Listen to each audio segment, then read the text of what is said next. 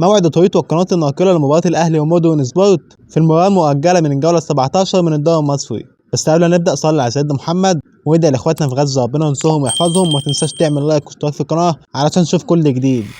بيسعى الاهلي لتحقيق الفوز على مودرن سبورت لمواصله سلسله الانتصارات اللي وصلت ل 13 انتصار على التوالي بعد الفوز على بيراميدز 3-2، وسجل اهداف وسام ابو علي سجل هدفين، ومحمد مجدي قضيه سجل الهدف الثالث في الدقيقه 85. وبيدخل مودرن سبورت اللقاء واكيد يطمح في الانتصار والفوز بالثلاث نقط او حتى التعادل علشان يحسن مركزه في الجدول الدوري ويكمل منافسه على المربع الذهبي. واخر ماتش المودرن سبورت كان ضد نادي المقاولين العرب، وانتهى الماتش بفوز مودرن سبورت 2-1.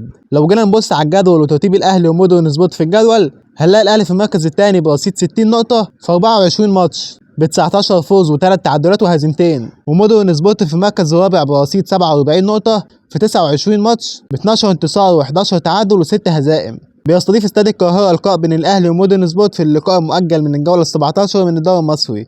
ستكمل المباراه يوم الثلاث 16/7/2024 الساعه 9 بتوقيت مصر والسعوديه.